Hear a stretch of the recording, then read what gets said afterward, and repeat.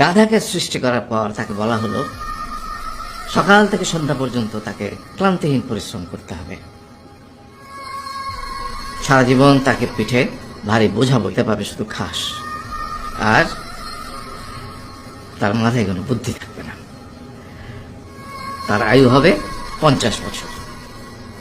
গাধা করজোড়ে সৃষ্টিকর্তাকে বলল, আমি এত বছর বাঁচতে চাই না, আমাকে 20 বছর আয়ু দেওয়া হোক। সৃষ্টিকর্তা সেটাই মঞ্জুর করলেন।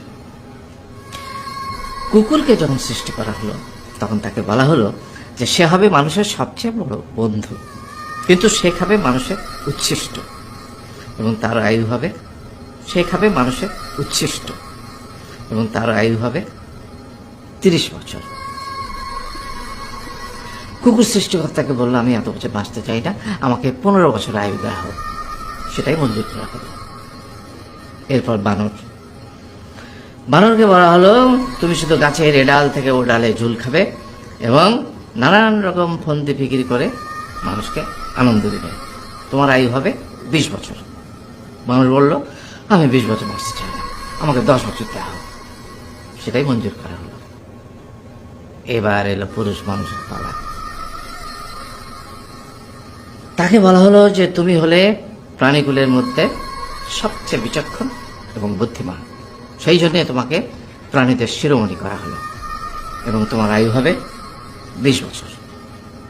তখন পুরুষ মানুষ বলল, করজোড়ে বলল সৃষ্টিকর্তাকে যে 20 বছর আয়ু অত্যন্ত কম, হে প্রভু, আমাকে ওই গাধার সে যে 30 বছর আয়ু চায়নি সেটা আমাকে দেয়া হোক, ওই যে কুকুর 15 বছর ফিরিয়ে দিয়েছিল সেটাও আমাকে দেয়া হোক, আর যে বানর 10 বছর নেয়নি সেটাও আমাকে দেয়া হোক।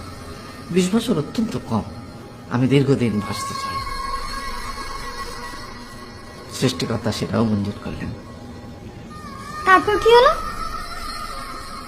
সেই থেকে ছেলেরা পুরুষ মানুষ হিসেবে বাঁচে 20 বছর, তারপরের 30 বছর সংসারের বোঝা পিঠে করে বয়ে বেড়ায়, সেটা কার মতো? গাধার মতো। তারপরের 15 বছর সে তার ছেলে মেয়েরা যা দেয় সেই রকম ঠিক কুকুরের মতো উচ্ছিষ্ট খেয়ে বাঁচে। আর তারপরে বৃদ্ধ বয়সে ঠিক বানরের মতো, যেমন গাছের এ ডাল থেকে ও ডাল ঝুল খায় বানর, তেমনি এই ছেলের বাড়ি থেকে ওই ছেলের বাড়ি, আর নানান রকম ফন্দি ফিকির করে তার নাতি নাতনিদের আনন্দ দেওয়ার চেষ্টা করে।